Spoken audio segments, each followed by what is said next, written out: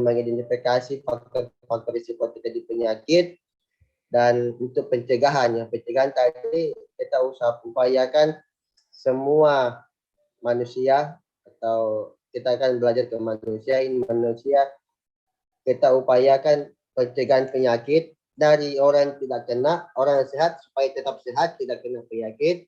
Orang yang terkena penyakit, kita usahakan mencegah biar tidak terjadi penyakit yang lebih parah. Kalau sudah terlanjur penyakit lebih parah, ya kita mencegah supaya tidak terjadi kecacatan ataupun kematian. Kalau di bagian kedokteran, epidemiologi berfungsi untuk kajian klinik. Kajian klinik ini kita mengaji apa-apa yang berhubungan dengan kejadian penyakit di bagian kita, ya, maksudnya di rumah sakit atau di bidang kedokteran. Ini kita kaji, ya, bagaimana bentuk perjalanan penyakitnya sampai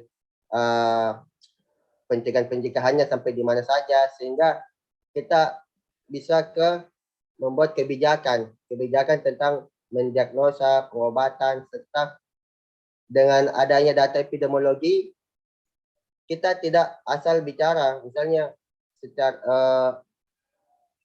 kita pernah biasa lihat orang berpendapat tentang suatu penyakitnya lewat testimoni, ya, bukan. Jadi kita lewat evidence base, ya. Ada dasar penelitian kita. Jadi kajian klinik ini kita meneliti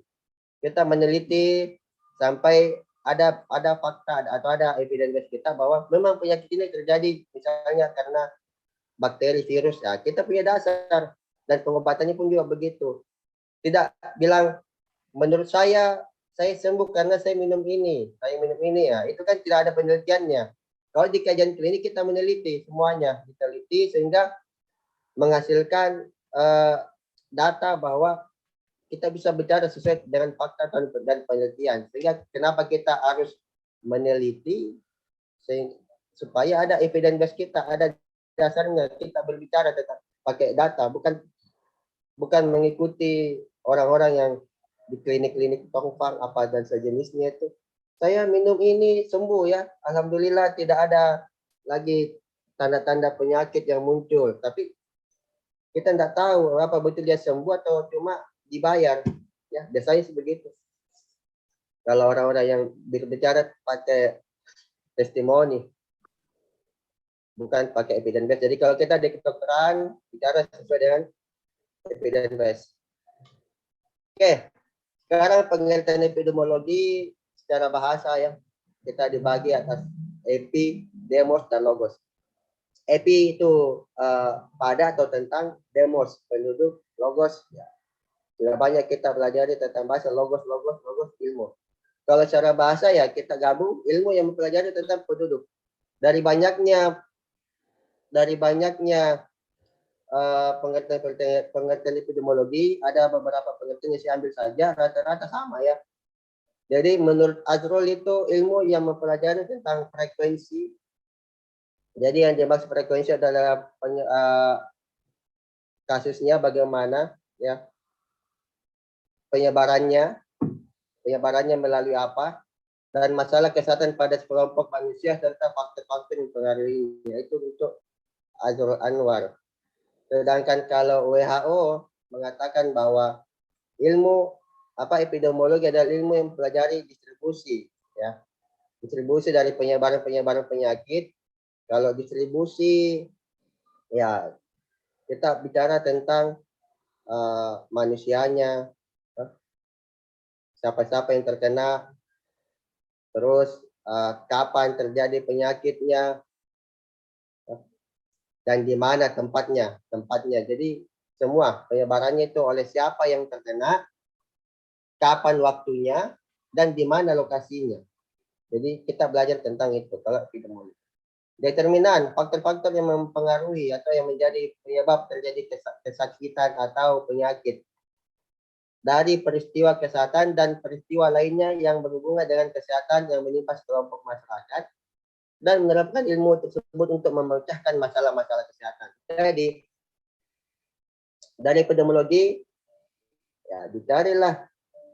Kita sudah dapat apa masalah, apa penyebabnya, sehingga kita cari pemecahannya. Bagaimana ini penyakit sehingga tidak menyebar. Bagaimana ini penyakit biar kita bisa tekan angka penyebarannya dan orang-orang yang terkena bisa kita sembuhkan. Itu. Tujuannya kita belajar epidemiologi untuk mendeskripsikan, ya, menggambarkan ya, distribusi atau kecenderungan dalam dan apa kecenderungan dan riwayat alamiah penyakit atau keadaan kesehatan dalam populasi. Terus menjelaskan etiologi. Dari epidemiologi ya kita bisa tahu penyebabnya penyakit itu apa. Ini meramalkan kejadian penyakit. Jadi kita dokter bukan peramal, tapi kita bisa meramalkan prognosisnya ini penyakit bagaimana ke depannya. Contoh kasus ya yang sekarang ini kan kita belajari penyakit tidak menular. Penyakit tidak menular, tapi contoh yang sekarang ini 1 tahun sekarang kan kita tahu tak COVID. Nah, pada awal-awal pandemi kebanyakan dari ahli-ahli epidemiologi kan sudah berbicara bahwa kira-kira 1 tahun ini akan terjadi pelonjakan, misalnya ya. Nanti tahun sekian akan terjadi penurunan dan akan terjadi lagi pelonjakan di second wave, apa istilahnya gelombang kedua. Itu kan bisa diramalkan. Atau kita meramalkan, bukan dari epidemiologi kita bisa tahu, oh suatu wabah atau suatu penyakit kita bisa kendalikan misalnya tahun depan atau tahun sekian sudah bebas. Kan ada beberapa slogan, misalnya Indonesia Sehat, dari dulu itu ada Sehat 2010, 2018, apa Sehat 2020, berubah lagi. Nah, itu kan bisa meramalkan kejadian. Terus manfaat apa tujuan epidemiologi yang lainnya mengendalikan distribusi penyakit. Jadi kalau sudah kita bisa mengendalikan distribusinya, penyebarannya. Misalnya penyebabnya adalah virus, nah, virusnya kita kendalikan. Atau masalah tempat. Kan tadi distribusi itu menyangkut 3 hal. Manusianya atau orangnya, siapa yang terkena, laki-laki kah, perempuan kah, atau anak-anak. Terus lokasinya di mana. Kalau misalnya lokasinya cuma di satu daerah, ya sebisa mungkin daerah itu diisolasi sehingga tidak menyebar. Ya. Dan waktunya kapan itu, kalau tentang distribusi. Jadi bisa mengendalikan distribusi penyakit dan masalah kesehatan pada populasi. Ini menurut Gordis tahun 2000.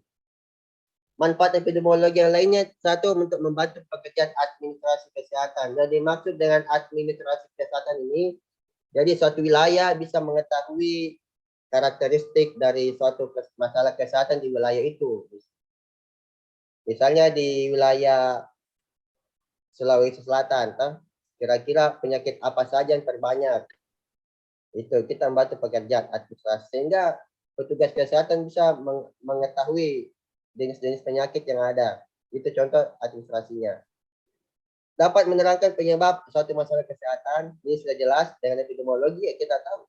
Dan awal-awal pandemi sudah tahu, oh ini penyebabnya virus. Atau misalnya hipertensi. Dengan hipertensi kita tahu, oh penyebab hipertensi ini banyak. Misalnya dari faktor lingkungan. Dari lingkungannya, orang-orang di lingkungannya perokok semua, dia jadi ikut perokok. Atau faktor dari dianya sendiri, hostnya sendiri. Malas berolahraga misalnya. Jadi gampang terkena penyakit. Dapat menerangkan perkembangan alamiah suatu penyakit. Jadi dari epidemiologi kita tahu, oh perkembangan penyakit ini mungkin dia masa inkubasi virusnya sekian hari. Itu kita tahu perkembangan penyakit. Yang terakhir, dapat menerangkan keadaan suatu masalah. Yang dimaksud suatu masalah kesehatan di sini ini 4. Epidemi, pandemi, endemi, dan sporadik. Mungkin kita semua di sini ada semua sudah tahu apa itu paling paling khususnya ya pandemi ya, pandemi, karena 1 tahun terakhir ini kita sering mendengar pandemi. Mungkin Nur Fadriani Fadila Sultan. Mana Nur Fadriani? Tidak ada orangnya. Gelap kameranya, rusak kah? Nur Fadriani, ini juga Aisyah baru muncul. Mana Nur Fadriani? Nur Fadriani, Alfa ya, tidak ada orangnya.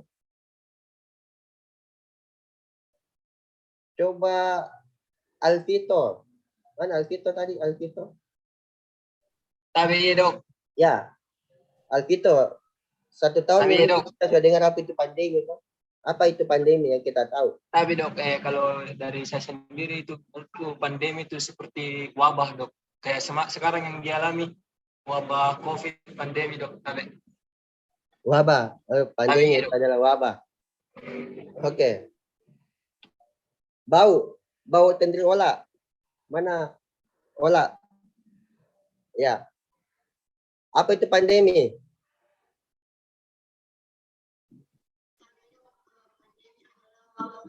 Yang terjadi serempak di mana-mana meliputi daerah geografis yang luas, seperti seluruh negara.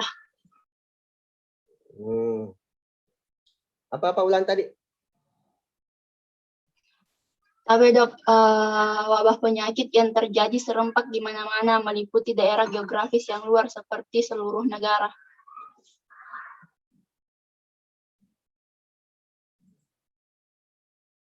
Al-Fauzan Anas Ahmad. Mana Al-Fauzan? Al-Fauzan. Baru muncul. Kemana kita tadi?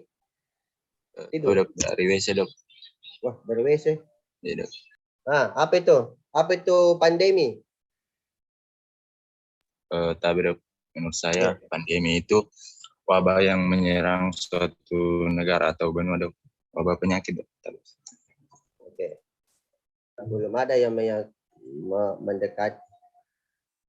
Mutammimatul husna. Sesuai namanya.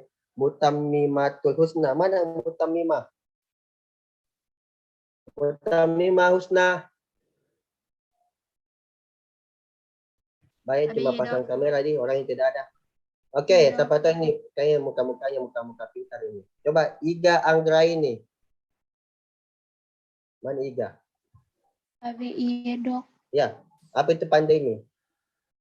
Tapi dok, sependak pengetahuan saya, pandemi itu seperti wabah penyakit dok, sama kayak teman-teman yang melanda suatu wilayah yang penyebarannya itu luas dok. Tapi. Oke, jadi saya coba ya secara singkat saja ini epidemi. Mulai dari epidemi. Jadi epidemi ya, pertama epidemi itu suatu masalah kesehatan ya yang terjadi di satu wilayah ya. Satu wilayah yang penyebaran penyakitnya itu atau penyebaran masalah kesehatan itu cepat ya. Penyebaran penyakit cepat tapi cuma di satu wilayah saja itu secara ringkasnya. Bedanya epidemi dengan pandemi. Kalau pandemi ya suatu masalah ya umumnya berupa penyakit ya, suatu masalah kesehatan umumnya berupa penyakit yang penyebarannya cepat ya. Penyebarannya cepat dan luas. Itu luas. Tadi kan epidemi. Contohnya itu epidemi waktu ini ya, kita karena masih hot-hotnya, masih berlaku istilah-istilah pandemi di sini ya. Maksud saya masih panas-panas ini kasus COVID. Walaupun sudah hampir 2 tahun. Contohnya pada saat kejadian pertama COVID ya di Wuhan. Itu waktu selama dia masih di Wuhan atau di China, itu masih epidemi. Ya, itu bedanya. Dia masih epidemi. Terjadi masalah kesehatan, terjadi suatu penyakit, penyebarannya cepat. Penyebaran cepat tapi pada wilayah satu wilayah saja, tidak menyebar ke wilayah yang lain. Itu epidemi. Seandainya pada saat awal-awal itu lokasi di Wuhan dan China semua diisolasi, tidak ada orang keluar ataupun masuk dari sana, ya itu tetap jadi epidemi wilayah situ saja. Begitu dia sudah menyebar keluar, menyebar lebih luas lagi, sudah dari China ke Jepang, Korea, ke Indonesia, kemana sampai satu dunia dapat.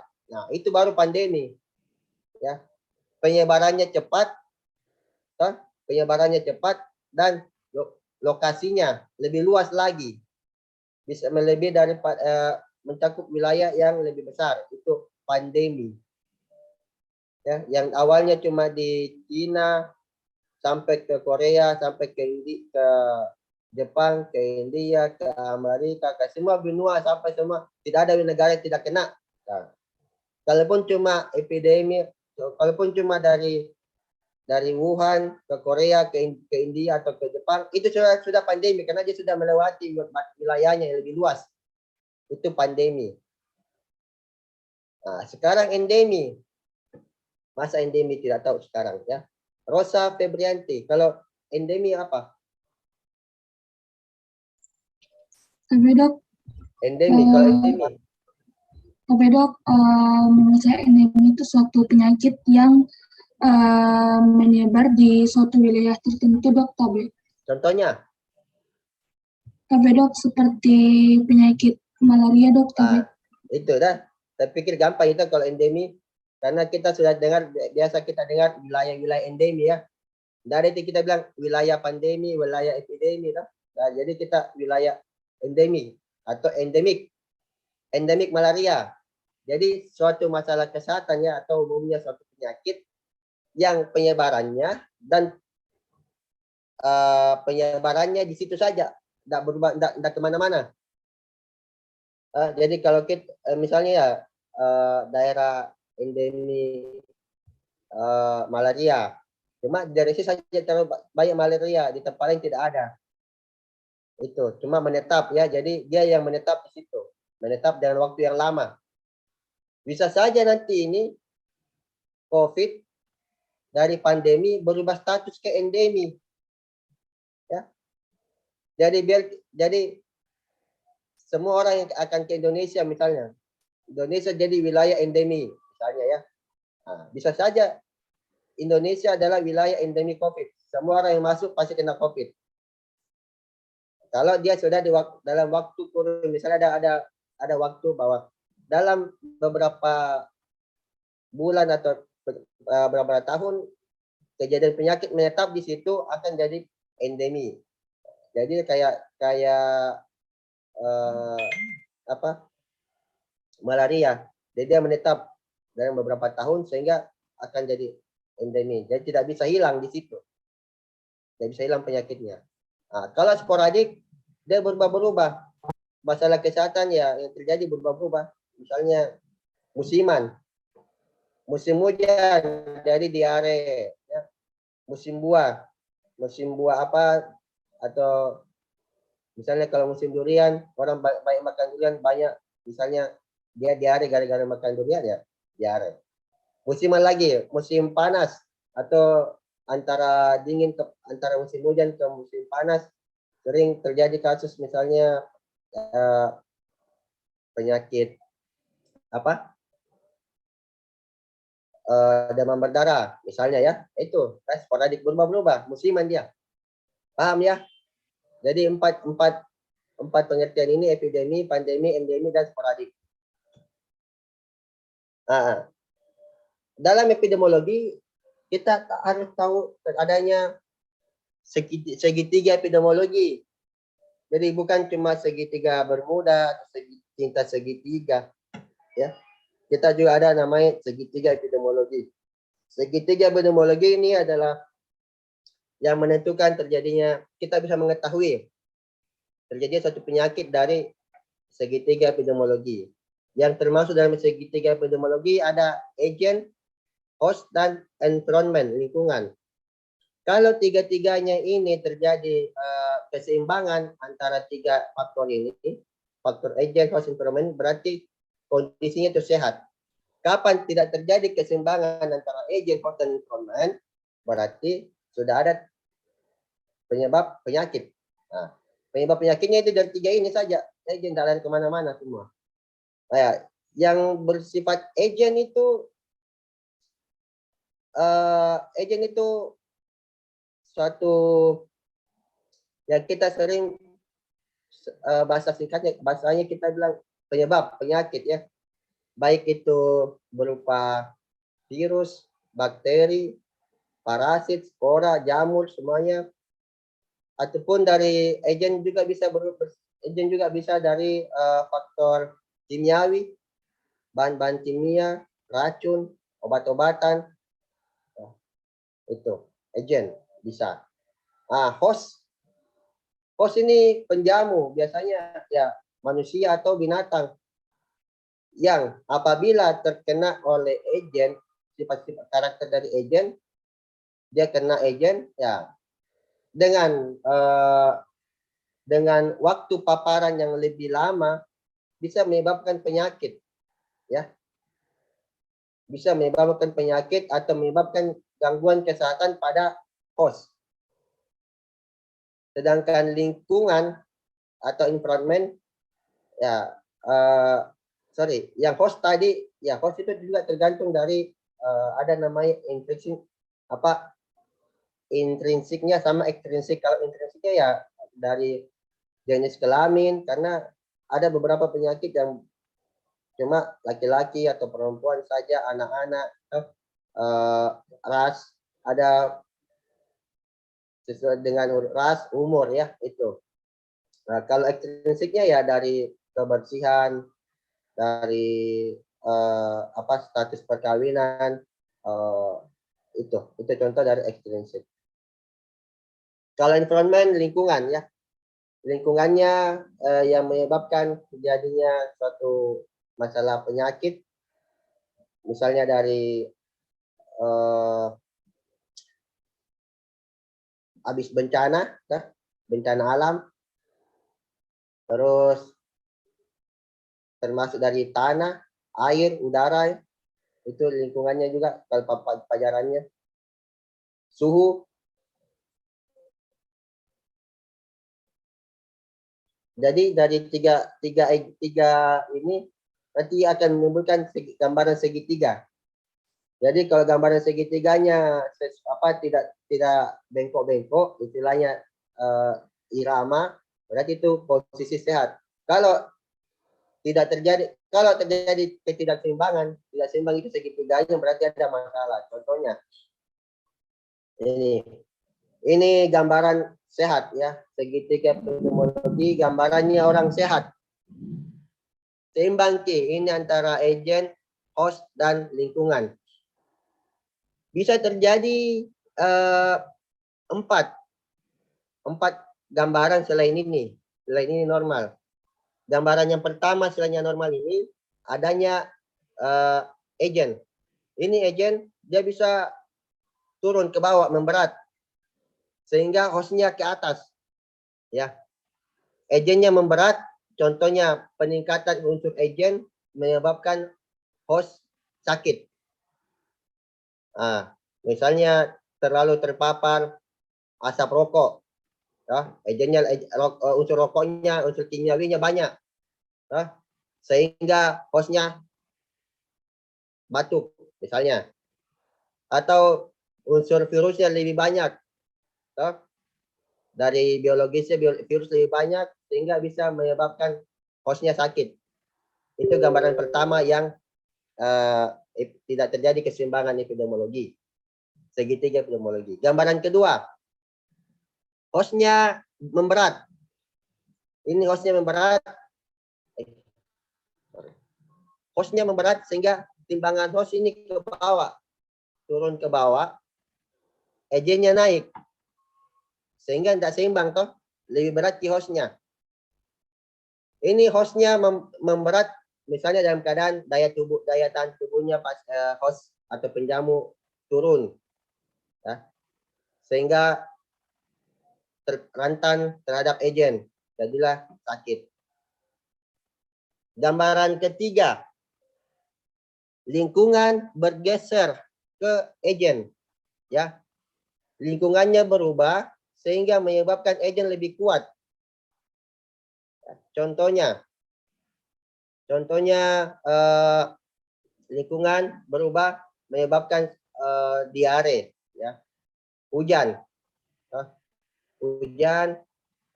banyak lalat, agennya lebih banyak, atau kayak sekarang pandemi,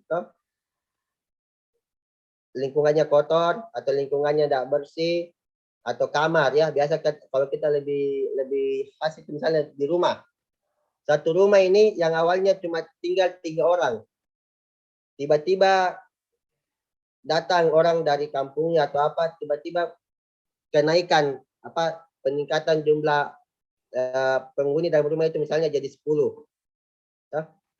Dari 10 ini yang tadi cuma 3 orang, jadi 10 orang dalam rumah. Berarti bergeser kini lingkungannya menyebabkan agen meningkat. Kenapa agennya meningkat? Ya, bisa saja misalnya karena rumahnya sudah penuh, sesak, ventilasinya kurang, jadi unsur agen meningkat menyebabkan host sakit. Kalau banyak orang di dalam, tertular batuk, kalau ada batuk ya batuk semua nanti. Jadi hostnya sakit. Gambaran yang keempat itu yang tidak normal atau yang terjadi ketidakseimbangan.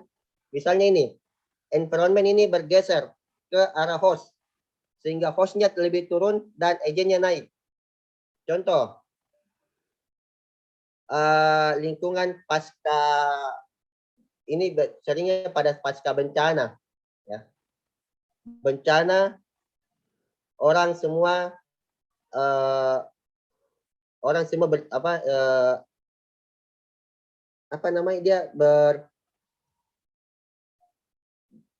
kalau dia bencana dipindahkan satu tempat itu dipindahkan apa? Saya lupa. Evakuasi, Dok. Dievakuasi, ya. Dia dievakuasi, dipindahkan di satu wilayah saja, bisa di lapangan. Semua korban bencana dievakuasi di lapangan. Di lapangan itu ada tenda pengungsi. Otomatis pengungsinya, ya, lingkungan ini berubah karena kebanyakan pengungsi. Disitulah banyak orang sakit, ya. Pertama karena hostnya lebih rentan, kan unsur dia kecapean, unsur dia sehingga menyebabkan daya tahan tubuhnya menurun, kurang istirahat. Jadi daya tahan tubuh perlu berubah lingkungan menyebabkan daya tahan tubuhnya turun sehingga terjadi penyakit. Kurang lebih begitu penjelasannya untuk segitiga epidemiologi. Jadi ada 5 gambaran, termasuk yang gambaran ini, gambaran yang normal. 4 gambaran tidak normal, 1 gambaran normal, segitiga epidemiologi yang istilahnya terjadi keseimbangan. Oke, sekarang kita belajar tentang, karena yang kita pelajari sekarang adalah penyakit hipertensi dan jantung, ya. Itu masuk ke penyakit yang tidak menular. Jadi klasifikasi penyakit ada 2. Satu yang penyakit menular dan satu yang penyakit tidak menular. Yang menular ya biasanya infeksi, penyebab penularan melalui udara, air, atau hubungan jenis kelamin dan dari binatang. Kalau tidak menular, penyakit jantung, kanker, dan penyakit-penyakit metabolik yang didapatkan tidak dari penularan penyakit. Ya, jadi penyakit yang didapatkan bisa karena perubahan gaya hidup, atau penyakit penuaan. Orang bilang penyakit degeneratif, tua baru didapat. Tapi sekarang tidak. Penyakit degeneratif sudah bergeser. Orang usia muda pun juga sudah ada kena hipertensi. Orang usia muda pun sudah kena DM. Jadi tidak semuanya penyakit degeneratif sekarang bukan lagi pas usia 40 tahun ke atas baru kena. Karena perubahan pola hidup, yang muda pun sudah kena hipertensi. Oke, sekarang epidemiologi penyakit kardiovaskular. Ya. Kalau kita berbicara tentang epidemiologi, berarti ada data. Tadi kan dari awal saya bilang itu ada, kita tahu penyebarannya.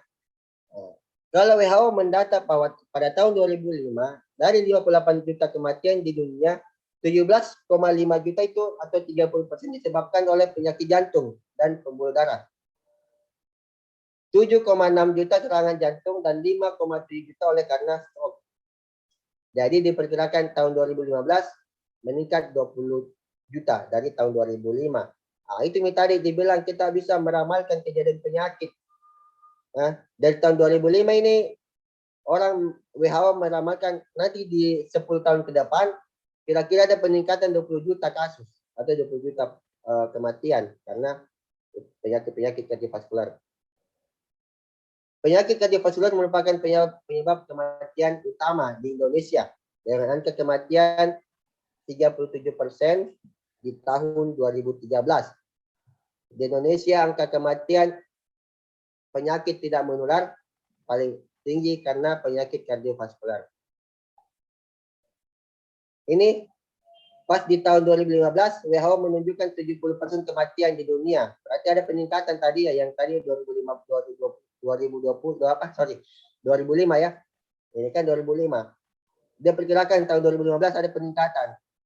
Nah, memang di tahun 2015 menunjukkan 70% kematian di dunia disebabkan oleh penyakit tidak menular.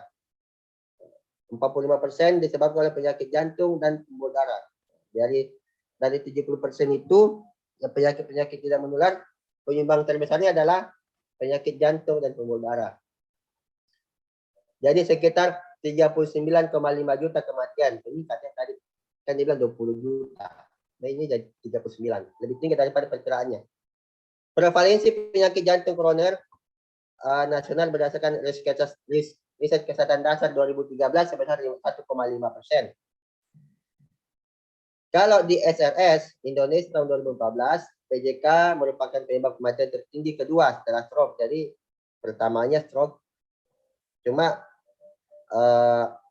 dari 1-2 istilahnya penyakit jantung sama stroke.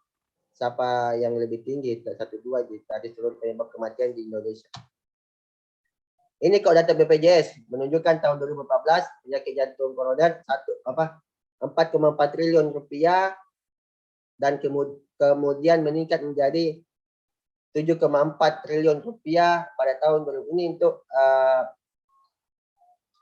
untuk angka pengobatan ya pasien-pasien dari BPJS. Ini meningkat ke biaya kesehatannya. Jadi biaya kesehatan untuk penyakit jantung koroner di BPJS ada terjadi peningkatan. Jadi berarti pasien-pasien juga banyak karena terjadi peningkatan. Kalau tahun 2030 ya, ini tahun prediksi kan tadi WHO bilang dari 10 tahun dari 2005 ada peningkatan 20%, 20 juta. Jadi di tahun 2030 diprediksi akan tetap menjadi penyebab utama kematian di dunia. Dengan negara dengan pendapatan rendah seperti di Indonesia memiliki kontribusi besar sekitar 80% kasus kematiannya itu karena penyakit jantung dan pembuluh darah. Oke, kalau kita tahu kita lihat kasusnya penyakit kardiovaskular ya, pasien masuk dan keluar ya pasti sesak. Paling sering sesak nafas atau nyeri dada. Biasa juga disertai batuk atau keluhan-keluhan yang lainnya, nyeri-nyeri dan sampai tidak sadarkan diri. Tapi paling khas adalah kadang sesak nafas dan nyeri dada. Riskes 2007 prevalensi penyakit kardiovaskular di Indonesia berdasarkan pengukuran tekanan darah sebesar 31,7%, penyakit jantung 7,2%. Kalau stroke 83% per 1000 penduduk. Ya, jadi kalau di 1000 penduduk ya sekitar 8,3% dari situ orang stroke. Paling besar 31%-nya adalah orang dengan tekanan darah tinggi. Oke, kita belajar tentang penyakit kardiovaskular. Penyakit kardiovaskular itu kalau WHO adalah penyakit yang disebabkan oleh gangguan fungsi jantung dan pembuluh darah. Penyakit kardiovaskular yang paling umum adalah penyakit jantung koroner dan termasuk stroke. Tapi kita tidak bahas stroke di sini. Kita cukup hipertensi dan penyakit jantung koroner. Faktor risiko penyakit kardiovaskular adalah suatu kondisi yang secara potensial berbahaya dan dapat memicu terjadinya penyakit kardiovaskular pada seorang dan kelompok tertentu. Kelompok tertentu ini maksudnya kelompok-kelompok yang risiko terkena penyakit kardiovaskular. Misalnya orang dengan riwayat biasanya lebih sering laki-laki ya daripada perempuan. Terus ada riwayat keluarga yang terkena ke orang tua, besar kemungkinan dia juga kena.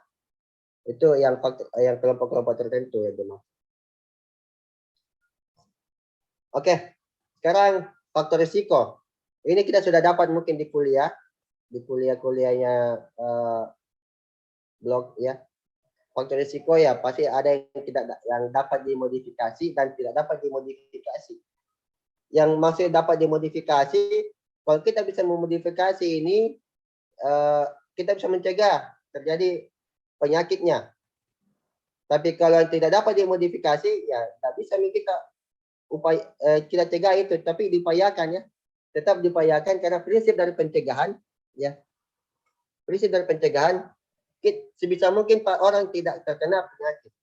Kedua, orang terkena penyakit tidak lebih berat, tidak tambah berat penyakitnya. Kita cegah supaya tidak tambah berat. Orang yang berat penyakitnya, kita cegah biar tidak terjadi kecacatan ataupun kematian. Jadi yang tidak dapat dimodifikasi ya kita tetap berikan upaya-upaya pencegahan penyakit. Contoh faktor risiko yang dapat dimodifikasi ya riwayat keluarga. Yang tidak dapat dimodifikasi. Tidak bisa kita rubah itu silsilah keluarganya. Bapaknya atau ibunya hipertensi atau riwayat penyakit jantung, tidak bisa kita rubah. Kau pindah keluarga saja. Karena keluargamu orang yang hipertensi semua, kau pindah keluarga, tidak bisa kita kasih gitu. Ya sudah, dia terima saja riwayat keluarganya, terima warisan penyakit juga, bukan cuma warisan uang atau harta. Dia juga terima warisan penyakit. Umur, tidak bisa kita rubah ini umurnya. Walaupun mungkin kita bisa modifikasi umur di media sosial, kita kelahiran tahun 90, kita rubah jadi kelahiran tahun 2000, kan bisa toh. Tapi kalau secara umumnya kita tidak bisa rubah. Semakin besar, semakin tua ya, semakin besar kemungkinan terkena penyakit degeneratif. Kecuali ya kalau dia tetap bisa mengurangi faktor risiko yang lain. Jenis kelamin. Walaupun dia jenis kelaminnya laki-laki, ya, tapi kalau dia sudah berubah jenis kelamin, dia sudah operasi ganti jenis kelamin, tapi ada memang beberapa penyakit yang khusus khasnya itu laki-laki yang kena. Kalau faktor risiko yang dapat dimodifikasi seperti hipertensi, DM, kan ini bisa kita modifikasi. Dengan hipertensi kita berikan pengobatan, DM, merokok kita berikan penyuluhan tentang merokok, bahaya merokok, dislipidemia, obesitas, semuanya ini bisa kita modifikasi dengan kegiatan-kegiatan yang bisa memperbaiki kualitas hidupnya. Ini mungkin sudah kita semua dapatkan di materi kuliah yang khusus untuk penyakit. Jadi saya tidak terlalu bahas tentang ini. Nanti saya fokus saja ke pencegahan. Tapi tetap saya akan masukkan ini sebagai faktor risikonya. Nanti kita lihat bagaimana pencegahannya. Oke. Ini pengendalian penyakit. Disinilah inti daripada kuliahnya ya. Sebenarnya saya cuma ambil dari 5 level pencegahan penyakit dari Lip and Clark. Ya. Yang pertama adalah health promotion atau promosi kesehatan. Selalu kita lihat promosi kesehatan. Selama pandemi ini terlalu banyak kita lihat promosi dari 3M, 4M, 5M sampai 10M, mungkin nanti ada ya 10M ya. Mencuci tangan, menjaga jarak, memakai masker, apalagi menjaga mobilitas, semua itu promosi kesehatan. Nah, kalau di pengendalian penyakit kardiovaskuler, kita promosi kesehatannya bagaimana? Ya, misalnya orang tadi ya, orang hipertensi, kita sudah tahu penyebab hipertensinya apa ya, kita promosikan. Misalnya rajin berolahraga ya. Atau menghindari stres atau menghindari rokok. Nah, itu termasuk promosi kesehatan. Yang kedua, specific protection atau perlindungan khusus. Perlindungan khusus ini yang kita maksud misalnya imunisasi. Ya, kalau penyakit-penyakit infeksi menular, ya kita lindungi dengan imunisasi. Kalau penyakit-penyakit tidak menular, bagaimana specific protection-nya?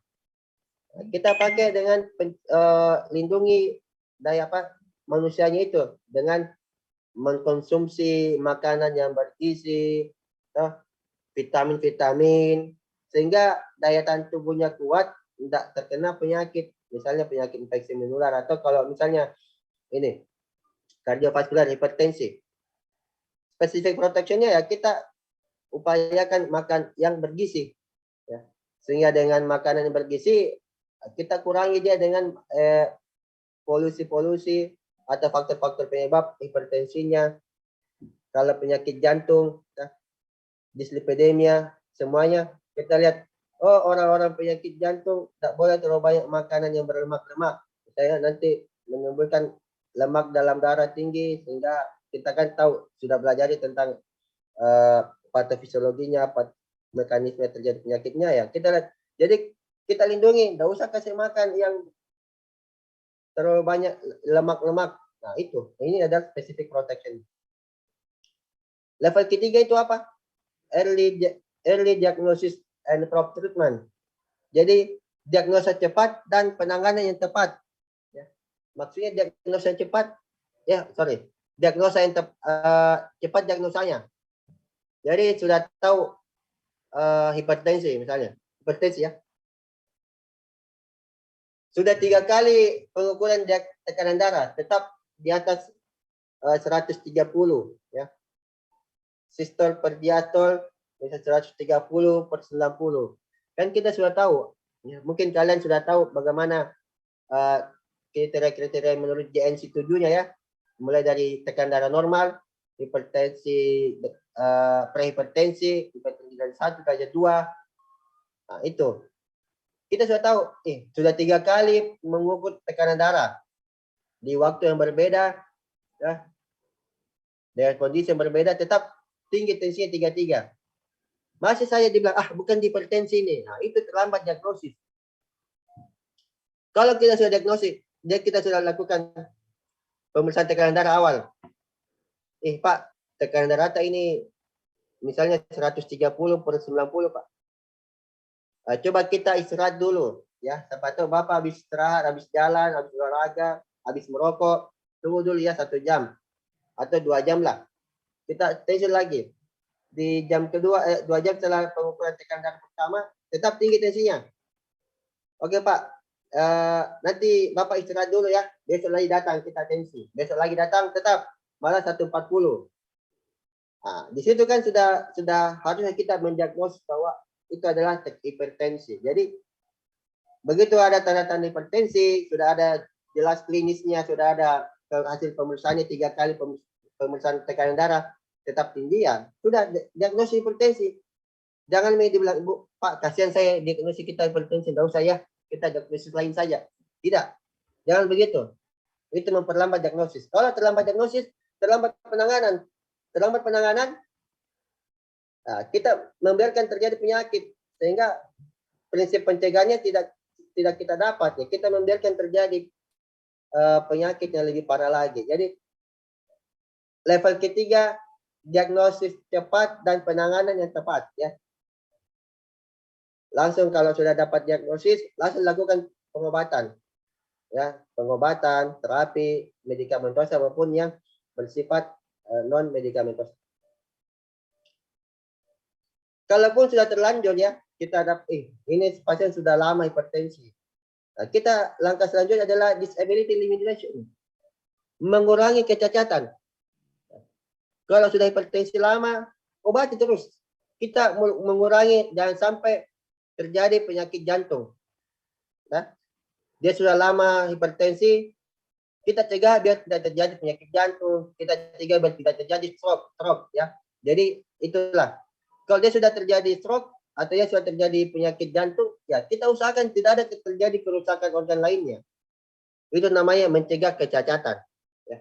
Jadi sudah 4, ya. 4 level. Ya, level kelima adalah rehabilitasi. Misalnya kalau sudah terlanjur menjadi hipertensi, terus lanjut ke penyakit jantung, kita rehabilitasi dia. Misalnya kalau sudah terjadi tanda-tanda stroke, sudah tidak bisa jalan, kita kasih rehabilitasi, perbaiki kualitas hidupnya, kasih fisioterapi, sehingga misalnya yang tadi dia hipertensi, karena hipertensi dia kena penyakit jantung, karena penyakit jantungnya dia kena lagi stroke, jadi cacat. Begitu dia cacat, kita kasih rehabilitasi sehingga mencegah terjadi kecacatan lebih banyak atau kematian. Paham ya sampai di sini 5 level pencegahan penyakit. Karena judul mata kuliah yang saya dikasih adalah epidemiologi dan pencegahan penyakit. Pencegahan, di sinilah pencegahannya. 5 saja sini. Nanti kita adaptasikan penyakit kardiovaskular, hipertensi dan penyakit jantung ini dari sini, health promotion. Oke. Saya coba tes dulu dari Abdul Rafi Ihsan. Mana Abdul Rafi Ihsan? Abdul Rafi Ihsan. Rafi Ihsan. Oh, Abdul. Abdul Rafi Ihsan. Mana orangnya? Tadi ada, Ji. Abdul Rafi Ihsan. Mana, Ki? Abdul Rafi Ihsan. Panggil dulu itu. Mana kita kelas? Panggil dulu. Saya penasaran tadi. Dia cuma rambutnya yang kelihatan. Jam berapa? Abdul Rafi.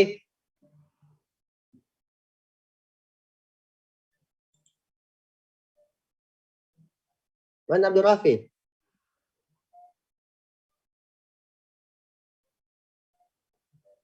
Abdul Rafi Ihsan. Saya alfakan ya.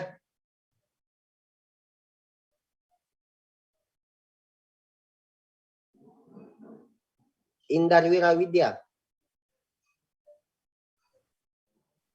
Tapi Dok. Oke. Indar Wira. Yang mana tadi? Oke.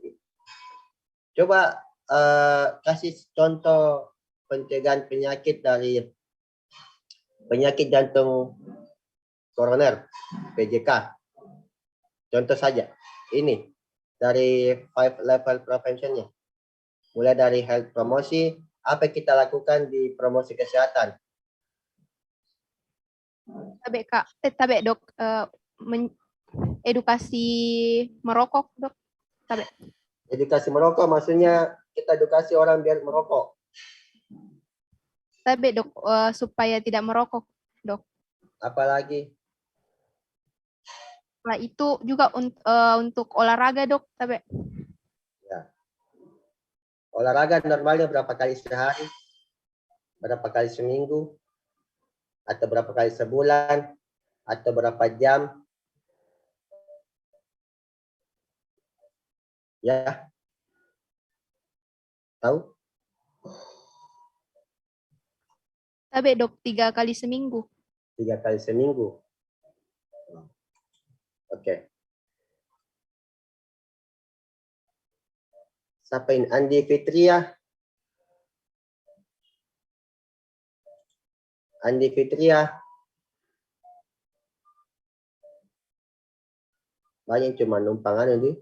Andi Fitria mana?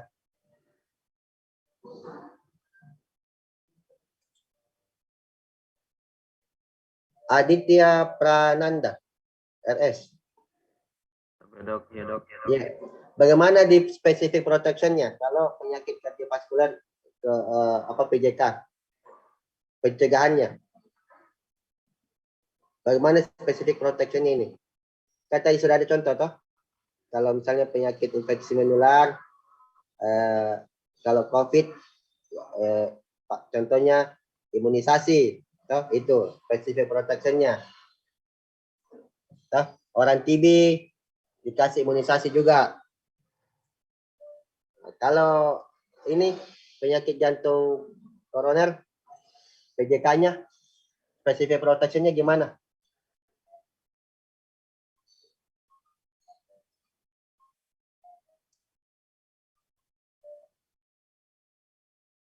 Blank ya. Gampang-gampang susah di.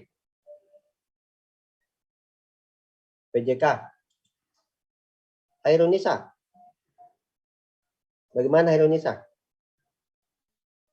Contohnya, specific protection untuk penyakit jantung.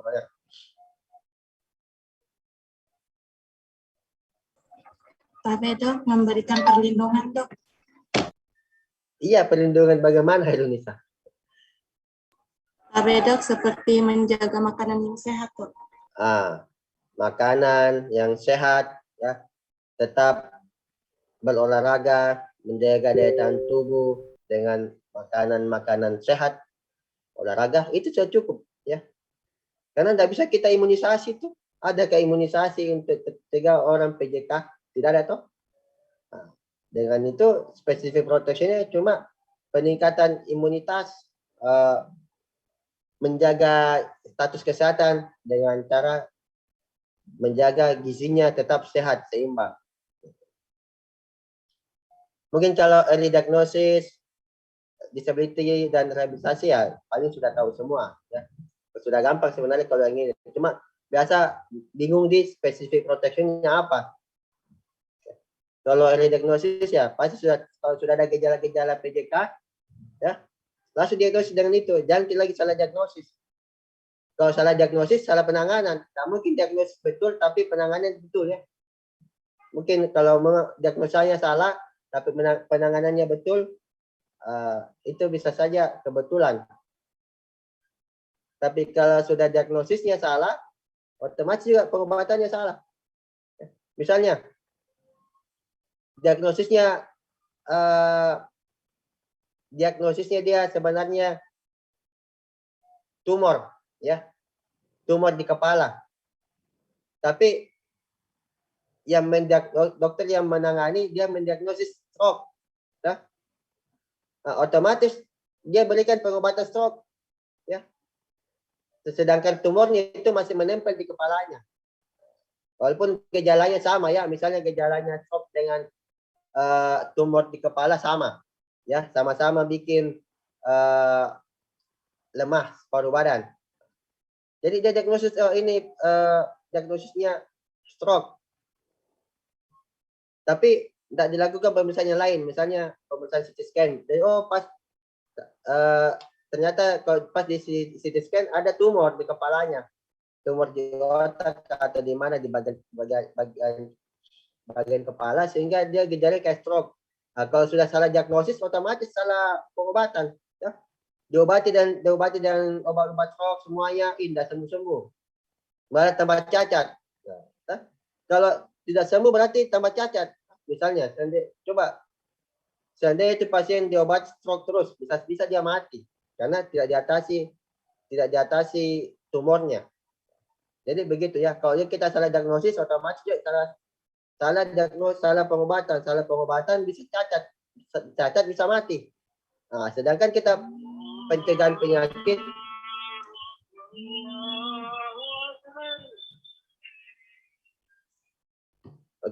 pencegahan penyakit kan kita mencegah orang yang sehat jadi sakit, kita cegah orang yang sakit tambah parah penyakitnya. Orang yang parah penyakitnya kita cegah biar tidak terjadi cacat dan kematian. Itu prinsipnya. Oke, tiga pencegahan penyakit dari sini ya. Yang dimaksud di sini ada pencegahan penyakit, ada prepatogenesis dan patogenesis. Ini prepatogenesis sebelum terjadi penyakit. Patogenesis pada saat sudah terjadi penyakit. Ya. Paham?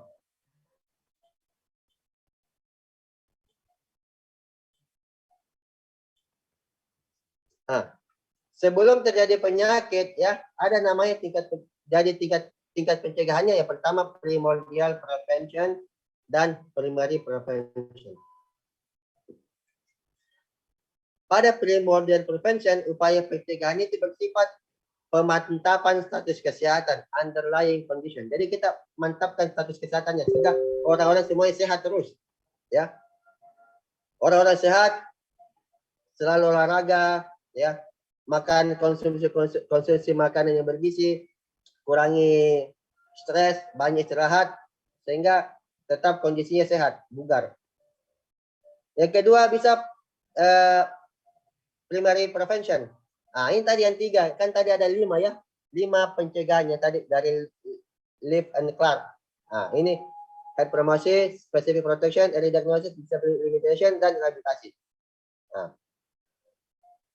ini primary preventive primary-nya dari yang 5 tadi itu level pertama sama level kedua itu masuk di primary prevention. Promosi kesehatan dan specific protection itu masuk. Kan kita sudah tahu tadi, saya sudah jelaskan upaya-upaya pencegahannya apa. Kita dengar azan dulu nah. Azan asar. Mungkin setelah azan kita lanjut 5-10 menit baru selesai.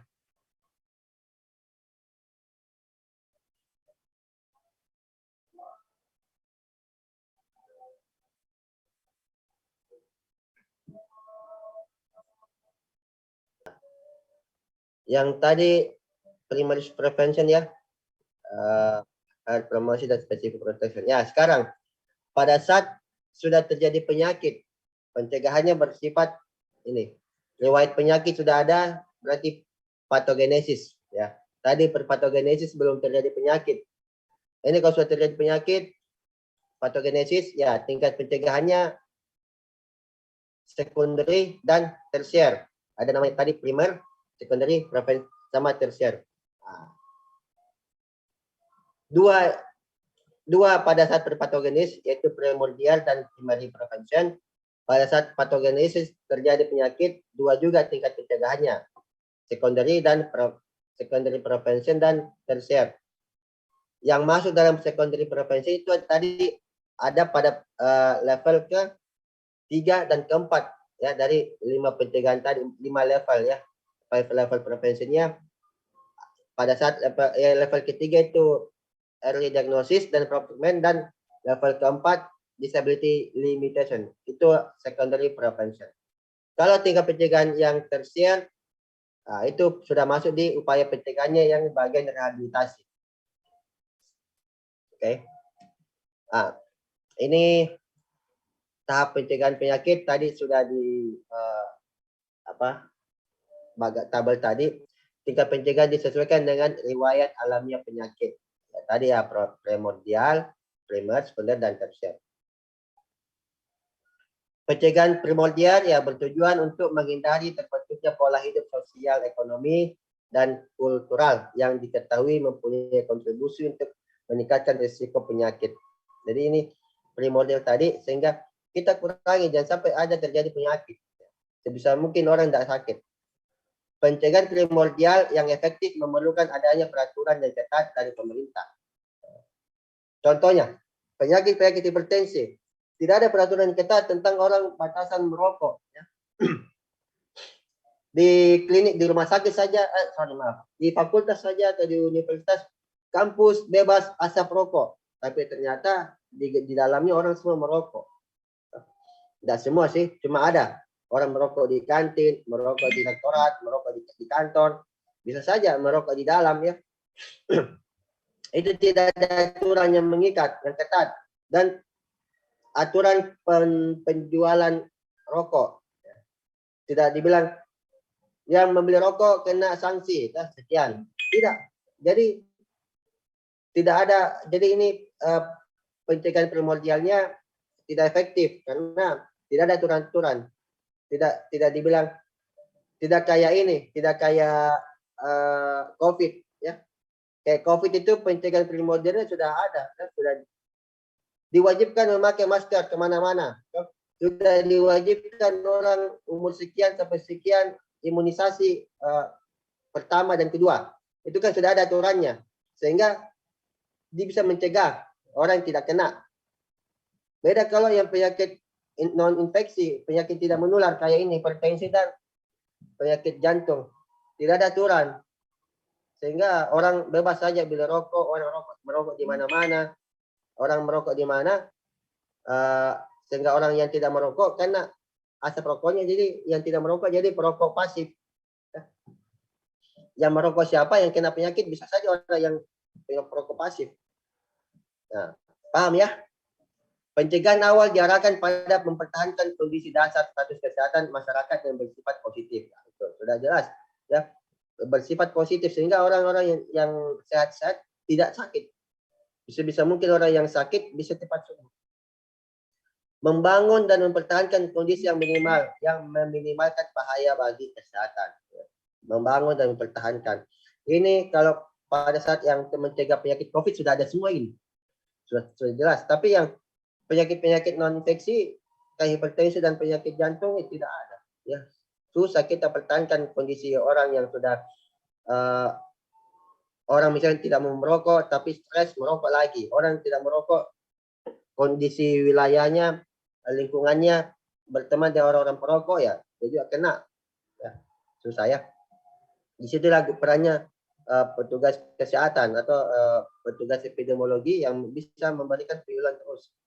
Sedangkan kita orang kesehatan jarang melakukan penyuluhan, ya kedokteran jarang penyuluhan. Nanti pada saat mata kuliah saja baru melakukan penyuluhan. Setelah itu praktek saja sehingga cuma mengandalkan ruang praktek, tidak ada penyuluhan di situ. Jadi kalau jadi dokter, setiap pasien datang kontrol kita lakukan sisipkan penyuluhan di dalamnya. Ya jangan cuma hipertensi, kita kasih obat hipertensi biar tidak usah kasih penyuluhan deh, biar bulan depan datang lagi. Kalau datang lagi kan uang lagi yang datang. Contohnya tadi kebijakan nutrisi dalam sektor agrikultural. Ya. Jadi dulu ada istilahnya dari Menteri Kelautan ya, yang tidak makan ikan ditenggelamkan. Nah, itu slogan-slogannya ya, makan ikan. Jadi itu cuma salah satu contoh ya. Jadi orang makan ikan misalnya bergizi. Nah, ini pengendalian pada peraturan mengenai rokok. Ya susah ya. Jadi penyakit jantung koroner, ya bisa contohnya kebijakan nutrisi industri makanan rendah lemak jenuh.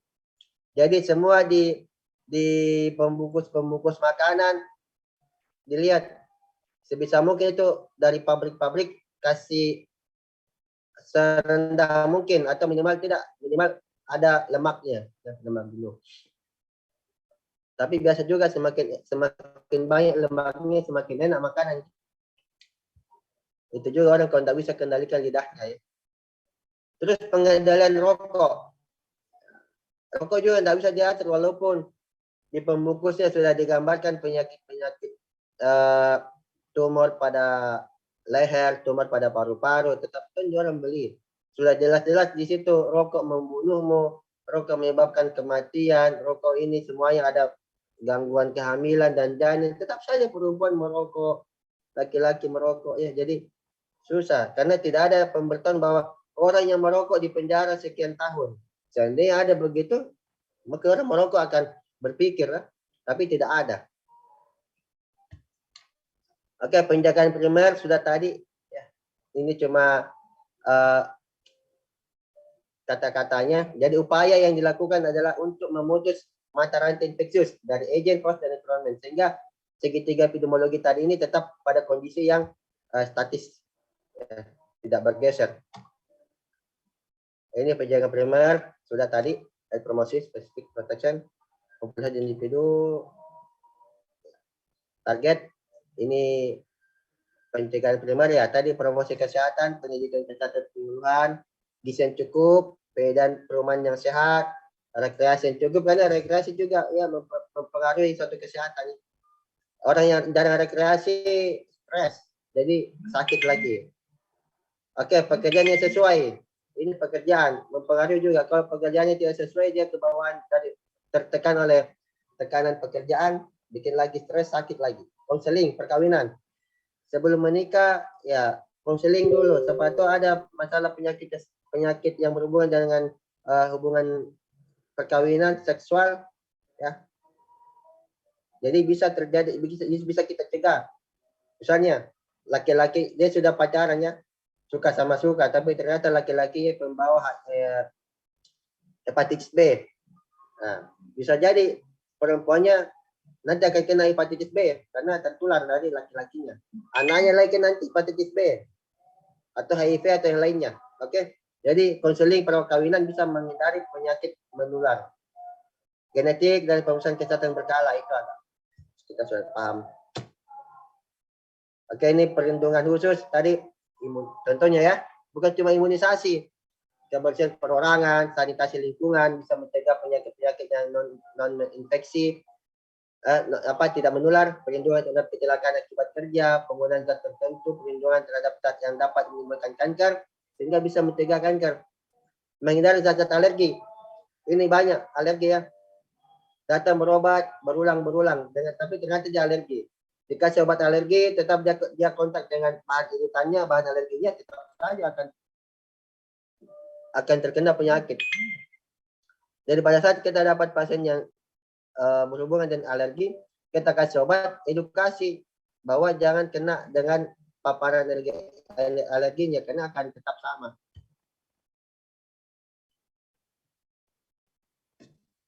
Oke, ini pencegahan sekunder tujuannya ya menghentikan proses penyakit lebih lanjut dengan mencegah komplikasi. Tadi prinsipnya saya bilang, prinsip yang saya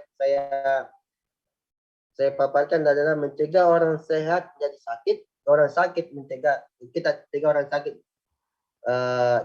tidak lebih berat, orang yang sudah keluhan berat kita usahakan tidak terjadi komplikasi ataupun kecacatan sampai kematian. Ya, bentuknya berupa deteksi dini dan pemberian pengobatan. Ya, lebih cepat ya tadi ya, diagnosa cepat dan pengobatan tepat.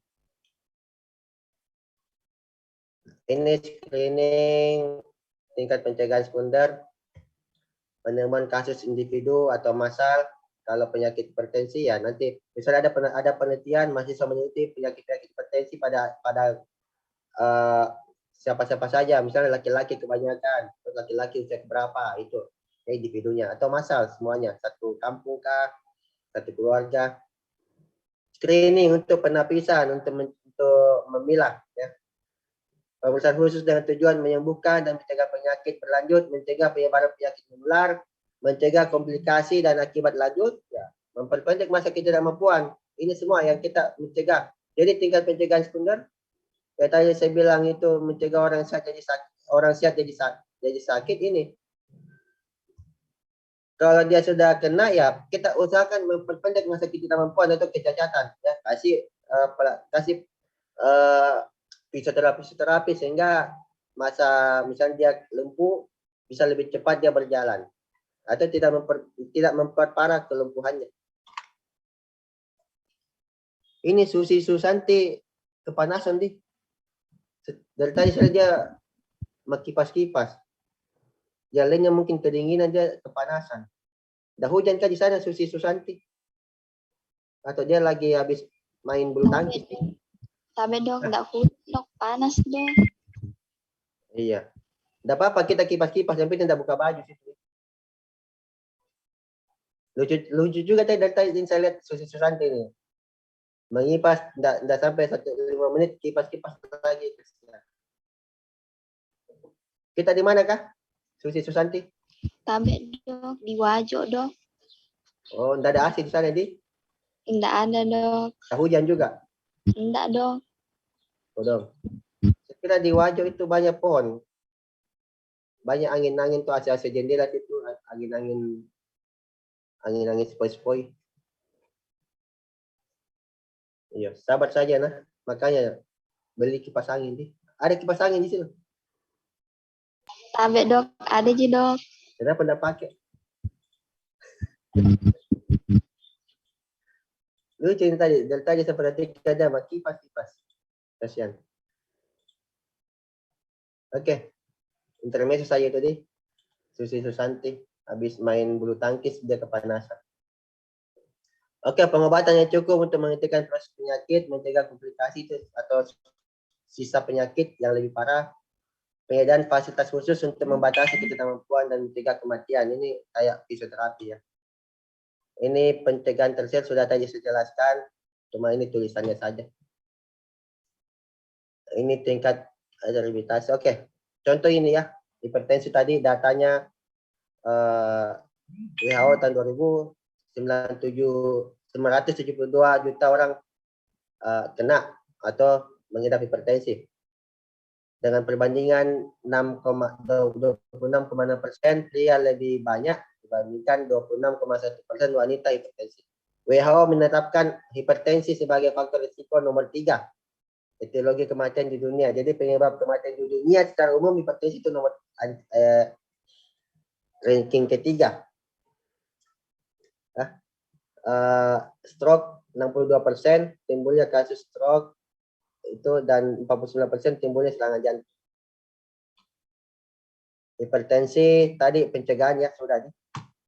Ini harusnya tadi slide di depan ya, tapi saya rubah biar ini cuma akhir-akhir slide saja di kasih ke belakang. Jadi deteksi dini faktor risiko ya, kita sudah tahu. Mungkin kita sudah dikasih di kuliah yang hipertensi, deteksi dini dan penanganan awal, kebijakan. Jadi kita faktor risikonya yang paling kita tekankan sini ada kebijakan kesehatan, sehingga orang-orang itu bisa terkendali. Kalau tidak ada aturan, kebijakan kesehatan akan bebas. Beda ya, selama COVID orang sudah ada baik aturan-aturannya.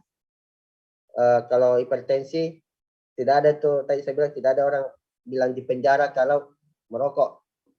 Seandainya ada ya mungkin faktor risiko dari merokok yang sebagai salah satu faktor pencetus terjadinya hipertensi ya bisa ditekan. Jadi kita bisa fokus lagi ke faktor risiko yang lebih yang lain. Deteksi dini menurunkan biaya pengobatan ya. Kalau lebih cepat kita diagnosis dengan biaya pengobatan pasti relatif ringan dibandingkan kalau sudah berat. Pasti sudah banyak obat dan minum. Jadi ini tadi deteksi dini hipertensi, penanganan awal, berkurangnya risiko. Kalau sudah ada penanganan awal, otomatis risiko berkurang. Kalau sudah berkurang risiko, kurang kasus kematian dan pasti sudah jarang. Atau serangan jantung juga sudah sedikit kita dapatkan kalau dari awal kita sudah cutting. Terus kalau sudah itu bisa menurunkan biaya pengobatan sehingga BPJS tidak terlalu tinggi lagi beban pembiayaannya kayak tadi yang saya sebut, dapat lampirkan data BPJS ya sampai triliunan ya. Kalau penyakit jantung tadi dari awal memang sudah banyak 7,2 juta orang meninggal akibat PJK. Kalau Riskesdas 2013 tertinggi kasus PJK pada umur 18 tahun ke atas sebesar 25,8%. Dan 2,0% pada usia 65 sampai 74 tahun. Ini pencegahannya aturan-aturan saja. Oke, penjagaan pencegah. Ini saya ambil daripada slogan-slogan banyak di klinik, di rumah sakit, di mana-mana kita tahu ada cerdik ya. Ini slogan pemerintah saja, saya ikut memprogramkan mempromosikan program-program pemerintah tentang pencegahan penyakit jantung dan stroke dan hipertensi itu dengan cerdik. Mungkin sudah ada pernah baca, saya jelaskan saja, saya lampirkan saja kembali. Cek cerdik itu dari cek kesehatan secara berkala, ceknya dah E-nya akan asap rokok, N-nya rajin aktivitas fisik, D-nya diet dan seimbang. Diet dan seimbang ini kan sudah masuk di apa? Tadi level 2-nya apa? Cerdik diet. Apa yang level 2-nya? Lupa. Coba Rizda Aulia Mukarramah. Level 2 dari level 5 level pencegahan. Rizda Aulia Mukarramah. Iya dok. Level 2 tadi apa? Yang spesifik dok. Specific protection kan? Dia bilang yang spesifik. Apa yang spesifik? Dia bilang specific protection ya. Jadi diet sehat dan seimbang itu masih di specific protection ya. Ini akan asap rokok, kan ini semua di specific protection juga ya. Jangan sampai orang terkena asap rokok. Cek kesehatan berkala, ini di specific protection juga. Rajin aktivitas fisik, specific protection. Semuanya perlindungan khusus ya, perlindungan yang spesifik. Istirahat cukup, dan kelola stres. Itu semua specific protection ya. Melakukan, jadi cerdik tadi itu cek kesehatan berkala, hindarkan sama rokok, rajin aktivitas fisik, diet sehat, seimbang, istirahat cukup, dan tanya terakhir kelola stres. Atau ada lagi nama programnya adalah patuh. Bagi yang penyandang penyakit tidak menular, maksudnya PJK. Khusus ini PJK ya. Patuh, yaitu periksa kesehatan secara rutin.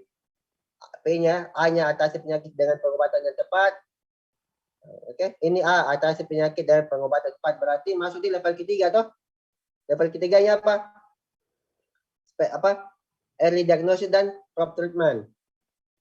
Tetap aktivitas fisik dengan aman, upayakan diet sehat dan gizi seimbang, hanya hindari asap rokok, minuman beralkohol, dan zat karsinogenik lainnya. Jadi dengan pola hidup patuh dan cerdik bisa mencegah penyakit jantung koroner, hipertensi, untuk penyakit-penyakit yang yang tidak menular bisa kita cegah. Oke, prevensi yang dimaksudnya tadi saya bilang berhenti merokok, kontrol tekanan diri, tekanan darah, kontrol gula darah, menurunkan kolesterol. Ini semua ini ya tadi ada saya tanyakan berapa kali seminggu sebenarnya orang aktivitas fisik. Ya, tadi temannya jawab 3 kali ya. Jadi sekitar 5 sampai 7 kali seminggu. Banyak ya. Atau seminggu minimal 30 menit. Minimal lah. Dalam 1 minggu itu dia 30 menit olahraga, paling minimal sekali. Ya kalau bisa di atas 30 menit. Ya. Ini ada kata penutup, pencegahan atau prevensi kardiovaskular mengurangi risiko kejadian jantung di masa depan dengan menstabilkan, memperlambat atau bahkan membalikkan perkembangan penyakit kardiovaskular. Jadi yang tadinya angka kematiannya banyak bisa kita tingkatkan, jadi bisa kita tekan sehingga angka kematian dari penyakit kardiovaskular itu sedikit. Ini menurut Dr. Paul, ya, penyakit jantung sebelum usia 80 adalah kesalahan kita, bukan kehendak Tuhan atau kehendak alam ya. Jadi kalau kita setiap mata kuliah ada AIK-nya ya. Nah, ini juga ya kita bisa ambil ayat yang bawah, manusia Allah tidak akan merubah nasib kaum seseorang ya kalau dia tidak merubahnya ya. Nah ini jadi bukan Allah yang kasihkan kita penyakit ya, bukan kehendak Tuhan yang kau tua nanti kena hipertensi dan DM atau penyakit jantung, cuma karena dia tidak mau merubah dirinya sehingga menjadi penyakit ya. Jadi sebenarnya dari dokter ini bilang bukan kehendak Tuhan atau kehendak alam, tapi karena kehendaknya orang itu sendiri.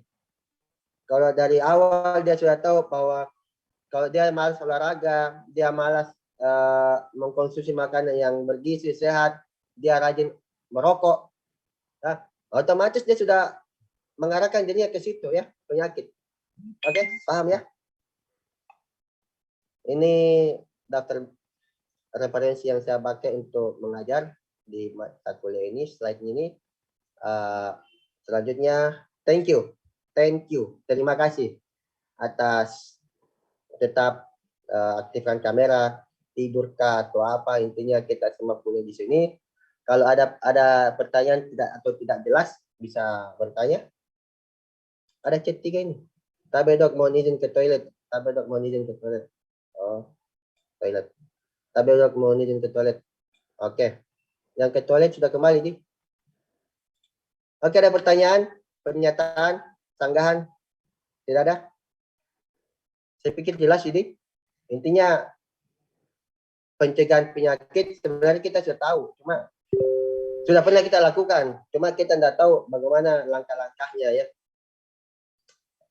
Dan di mata kuliah lainnya pun pasti sudah ada pencegahannya di situ. Pengobatan sampai pencegahan itu kan sudah satu paket.